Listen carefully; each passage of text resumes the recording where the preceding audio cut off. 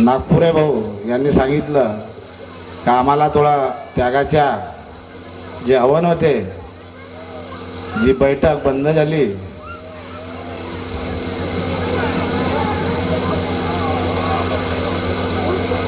जे आमच्या आधी जे पदाधिकारी होते त्यांनी जे राजूजी मदनकर अध्यक्ष होते, त्यांनी ते त्यागाची जे बैठक आहे, चर्चा बैठक ते बंद केली। मला तर असं वाटते का त्यांनी जे बंद केली तर त्याच्यामध्ये सुद्धा जे कार्य होत होते ते चुकीचे कार्य होत होते।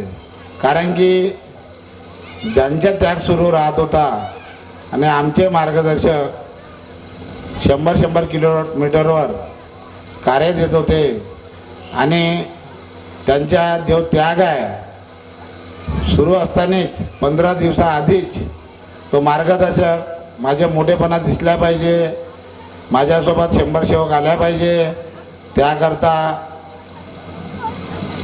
2-2 बसेस सेवकाला तयार करू 15 दिवसाआधीपासून तयारी करत होते।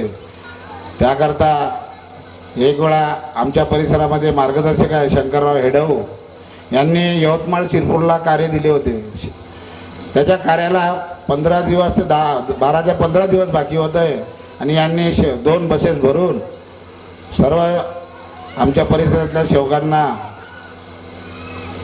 तयार केलं होतं आणि त्याच्या त्यागाला 10 ते 12 दिवस बाकी होते।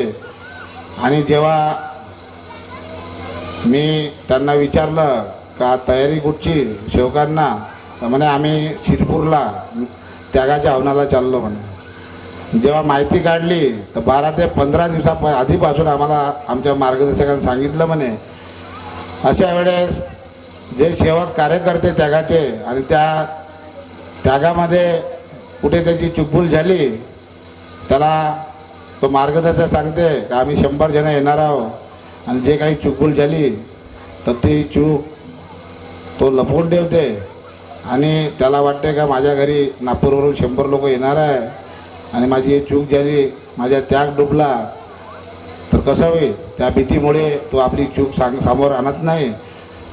त्या प्रकारचे ते कार्य होत होते आणि त्यागाचे कार्य म्हणजे ज्या सेवकाच्या घरी त्याग होते छोटीशी चर्चा बैठक, मिनी चर्चा बैठक म्हणून व्हायला पाहिजे। कारण की जो परिवारचा त्याग होते आणि त्याग झाल्यानंतर तो कशासाठी या मार्गात आला आणि त्याला काय सुख समाधानी भेटली त्याचे अनुभव व्हायला पाहिजे। पण याच्यामध्ये आपल्या परमात्मामध्ये एक करणी करते तर त्याच्यामध्ये 100 जणांना त्याची भरावे लागते। त्यागाची बैठक आता आमची बोर्ड मीटिंग होईल आणि बोर्ड मीटिंगमध्ये जे विषय मी समोर आणीन का त्यागाची चर्चा बैठकमध्ये मिनी चर्चा बैठक, त्यागामध्ये मिनी चर्चा बैठक चालू व्हायला पाहिजे। घरच्या परिवाराचे अनुभव आला पाहिजे। त्यानंतर आपल्याच परिसरामध्ये 25 जण घेऊन एक छोटीशी बैठक तीर्थप्रसादवर व्हायला पाहिजे।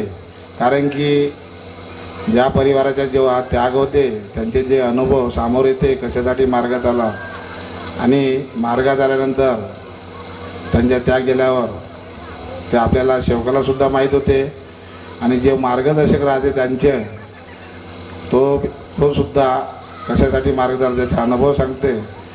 त्यागाची बैठक सुरू होईल पण जे 9व्या हवनाची जे बैठक होते त्या पद्धतीची बैठक होणार नाही।